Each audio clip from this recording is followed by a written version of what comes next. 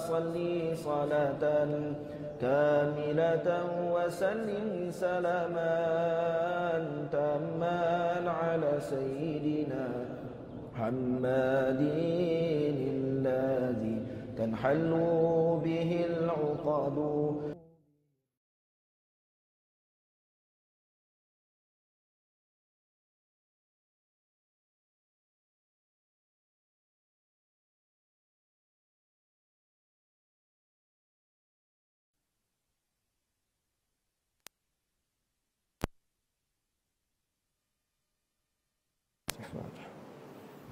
على حسن التمسك بكتاب الله وسنة رسوله والدلالة على الخير ابتغاء وجه الله قربه وصوابه سبحانه اللهم ناصر ومشوب صوفيا.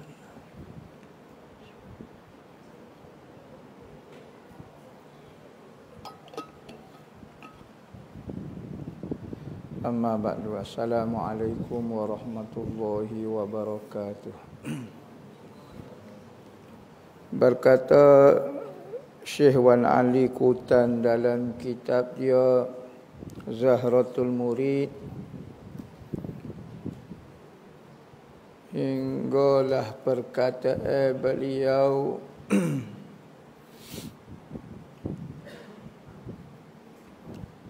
Nabi Allah Daud, Nabi Allah Sulaiman. Situlah cerita Nabi Allah Daud dan Nabi Allah Sulaiman. Nabi Allah Daud ini ayah kepada Nabi Allah Sulaiman. Cerita dia Nabi Allah Daud sebelum dia jadi raja, dia jadi rakyat biasa. Pada masa tu Bani Israel ini lepas pada zaman Nabi Allah Musa alaihi salam, apabila lama dah meninggal Nabi Allah Musa alaihi salam, maka Bani Israel ini jadi lemah, jadi bangsa yang dihina oleh Allah Ta'ala. Maka pakatlah popok dia nak bela kaum dia. Ya biasa ya, Bani Israel ni dia ada perangai semacam. Maka Allah Ta'ala pun lantik seseorang untuk mulia ke bangsa Bani Israel. Maka timbullah satu masa dipanggil zaman Jalut dengan Talut. Jalut dengan Talut. Apabila Bani Israel ni dihinakan oleh orang, maka pokok dia ada lagi hok berpegang dengan agama hok dulu. Maka mesyuarat pada masa tu seorang nabi zaman dia. Nabi gapo dia tak tahu, tak ingat dah. Royak kata Allah Ta'ala ke mulia ke bangsa kita dengan seorang laki-laki yang akan dilantik menjadi pemimpin kepada puak kita, nama dia Jalut. Dia akan lawan dengan Talut ni. Talut ni hak jahat ni. Satu raja yang wak zalim kepada bangsa Bani Israel. Maka Jalut ni orang susah, orang miskin, tetapi Allah Ta'ala lebih ke dia dengan kekuatan dia, gagah dan bijak. Tetapi Bani Israel ni setiap benda Allah Ta'ala buat, Allah Ta'ala lantik, tak puas hati semacam dia. Maka popok dia pertikap, kenapa lantik Jalut? Sedangkan ramai lagi popok dia hok kaya-kaya, hok bisa-bisa, hok hebat-hebat. Bapa lantik pemuda orang kampung ni jadi pemimpin.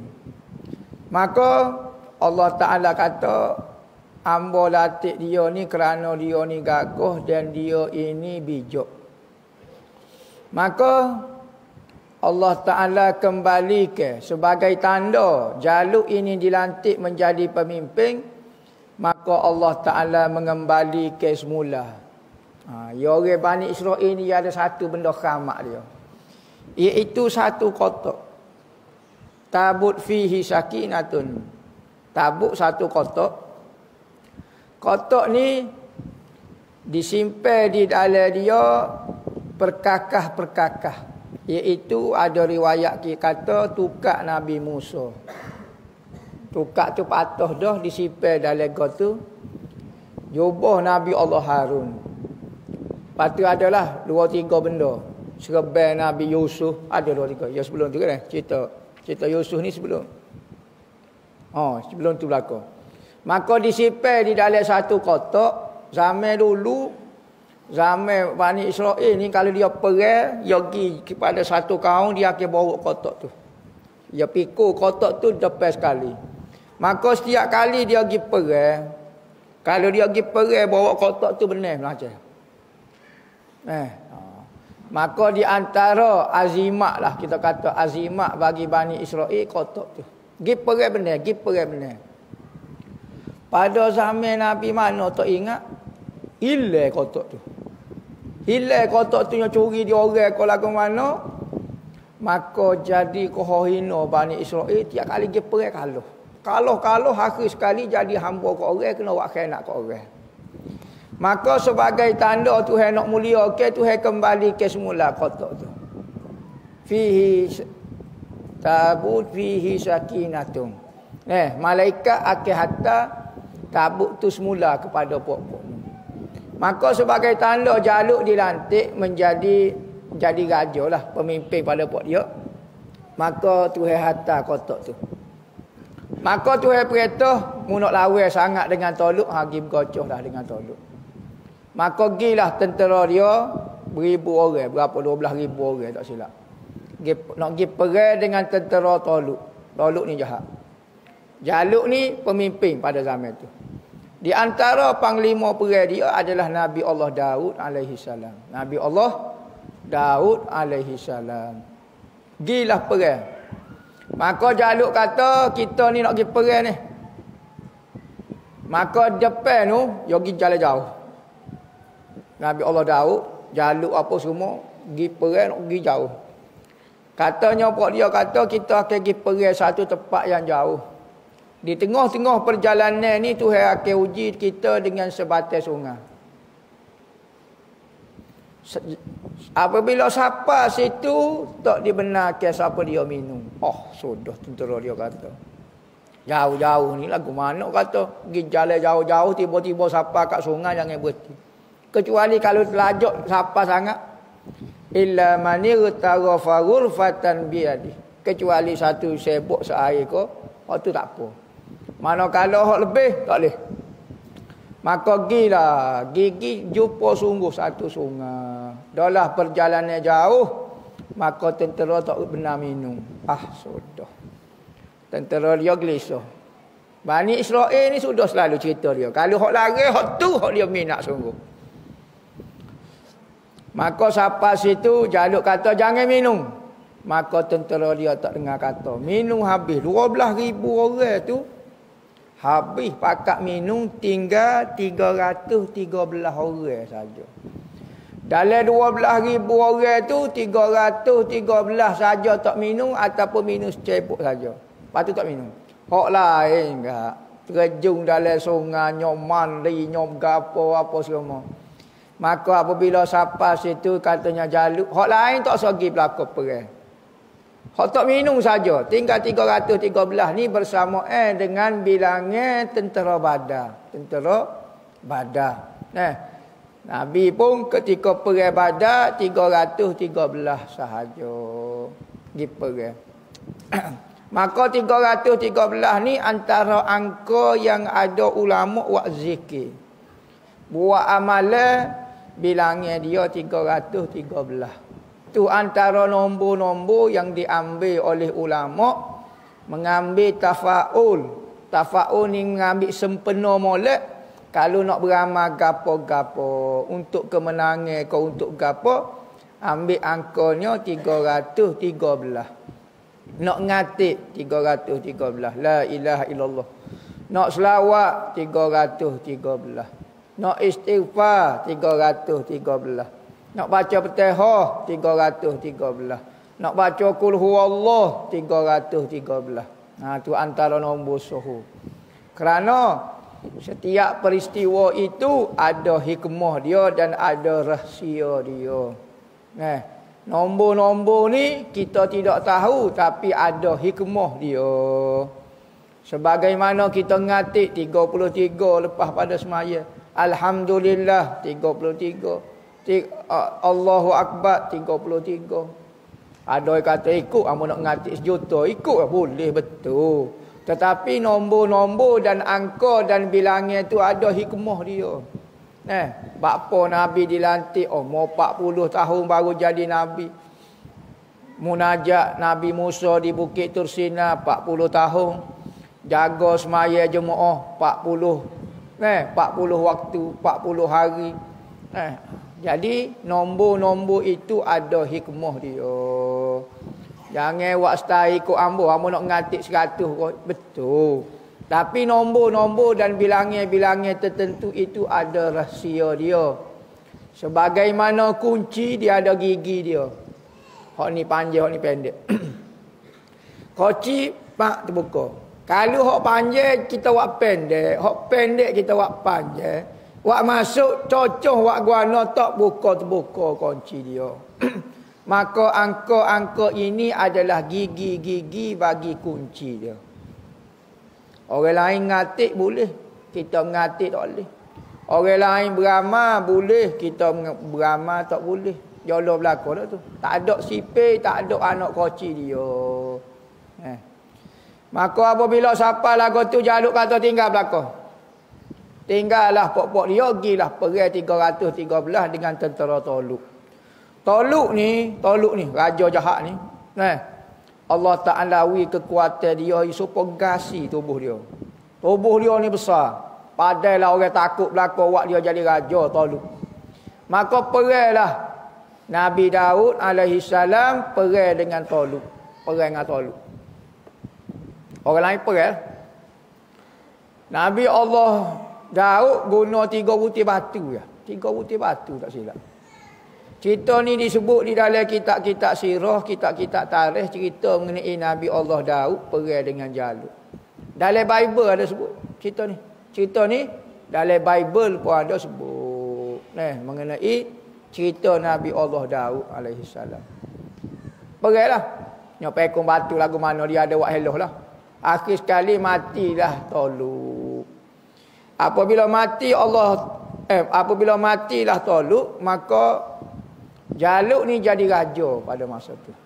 Jadilah raja, maka kerana berterima kasih kepada Nabi Allah Daud, Jalut beri satu tempat untuk Daud, Nabi Allah Daud jadi raja. Semenjak daripada itulah Nabi Allah Daud alaihi salam jadi raja. Nabi lagi raja. Ni Daud. Ada Nabi tu jadi raja. Daud jadi raja. Sulaiman jadi raja. Zulkifli jadi raja. Siapa dia lagi hok jadi raja? Nabi lagi jadi raja. Tu hok soho jadi nabi dan jadi raja. Apabila lama dah pemerintah Jalut. Jalut merintah lama dah. Maka Jalut pula jadi tak berjuru. Maka apabila lagu tu perai pula Nabi Allah Daud alaihi salam dengan Jalut. Maka apabila lagu tu dia jadi pemerintah dan jadi raja. Zami Allah Nabi Allah Daud alaihi salam. Panjang lagi cerita dia. Lewat hari ni. Wallahu a'lam. Ambil sikit lah cerita. Bismillahirrahmanirrahim. Alhamdulillahirabbil alamin wassalatu wassalamu ala asyrafil anbiya'i wal mursalin sayyidina Muhammadin wa ala alihi wa sahbihi ajmain. Amma ba'du. Segala puji bagi Allah Subhanahu wa taala di atas segala nikmatnya yang kita sedar ataupun yang tidak sedar. Maka di antara nikmat-nikmat yang Allah Taala beri kepada kita adalah bermusafir, berjalan, mengembara, melihat kejadian-kejadian makhluk Allah Subhanahu wa taala. Maka katanya Allah Subhanahu wa taala, hendaklah kamu bermusafir, melihat akan pelajaran-pelajaran yang kamu dapat ambil daripada peristiwa-peristiwa yang dahulu-dahulu. Jadi bersempena dengan bermusafir ini, pihak Madrasah Ribat Al-Mustafa ada menganjur ke ziarah mahabbah dan umrah kali kedua, iaitu ziarah ke Mekah, Madinah, Mesir dan Yaman. Kita akan bermusafir selama 20 hari. 20 hari yang mana kita akan pergi ke Mekah dan menjalankan ibadah umrah. Dan selepas pada tu ke Yaman dan akhir sekalinya ke Mesir. Di samping kita melakukan ibadah umrah, kita berziarah, cari pengalaman, melihat peristiwa-peristiwa, kejadian-kejadian yang mungkin menambahkan lagi keindahan, menambahkan lagi nostalgia, menambahkan lagi semangat kita untuk berpegang dengan agama Allah Subhanahu Wa Taala. Di samping untuk berkenalan dengan budaya-budaya di luar daripada budaya kita. Jadi pada 10 Februari sehingga 29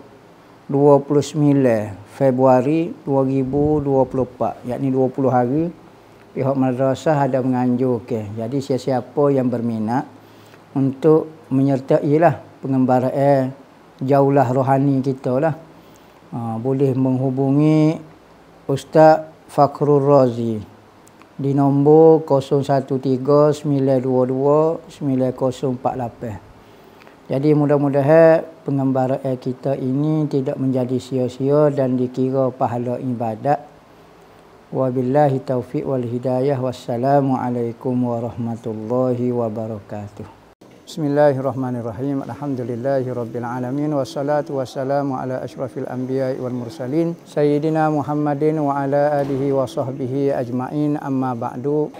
Wa man yu'azzim sya'airallah fa innaha min taqwal qulub. Sesiapa yang membesarkan syiar ataupun tanda kebesaran agama itu menunjukkan hati seorang yang bertakwa. Maka di antara benda membesarkan syiar Allah Subhanahu Wa Taala adalah memuliakan tempat-tempat yang Allah Taala mulia. Katanya Nabi SAW, sebaik-baik tempat di muka dunia adalah masjid-masjid Allah dan seburuk-buruk tempat adalah pasar-pasarnya. Maka saya madrasah wakil daripada Madrasah Ribat Al-Mustafa, saya dipertanggungjawabkan untuk memikul amanah untuk menguruskan Madrasah Ribat Al-Mustafa, merayu kepada saudara dan saudari untuk menyumbang kepada pembangunan masjid yang sedang kita buat. Mudah-mudahan sumbangan kita itu sebagai tanda kita membesarkan syiar Allah Subhanahu Wa Taala di atas muka bumi Allah Taala. Kita telah habis sebanyak dalam 200,000 dan kita masih memerlukan 280,000 lagi untuk menyiapkan tambahan daripada masjid yang kita sedia duk guna sekarang. Masjid tambahan ini adalah keperluan untuk pelajar-pelajar belajar. Kerana pertambahan pelajar maka memerlukan ruang yang sangat besar. Maka saya berharaplah, saya merayu sebagaimana Allah Subhanahu Wa Taala menyebut di dalam Al-Quran, sesiapa yang ingin memberi pinjam kepada Allah Subhanahu Wa Taala. Allah Taala menggunakan perkataan Allah Taala nak meminjam harta kita. Lemah lembutnya Allah Taala untuk mengambil harta seseorang. Jadi saya lebih-lebih lagi merayu kepada muslimin dan muslimat untuk menyumbang bersama-sama menjadi pahala kebajikan amal jariah yang berpanjangnya sehingga di dalam kubur kita dan hari akhirat. Mudah-mudahan Allah Ta'ala menerima amal soleh kita yang ikhlas kerana Allah Subhanahu Wa Ta'ala. Mudah-mudahan agama Allah Ta'ala tetap tersebar syiarnya. Mudah-mudahan Allah Ta'ala saja yang akan membalas hasil usaha amalan kita semua di akhirat nanti, iaitu syurga Allah Subhanahu Wa Ta'ala. Wa sallallahu ala sayyidina Muhammadin wa ala alihi wasallam. Walhamdulillahi rabbil alamin.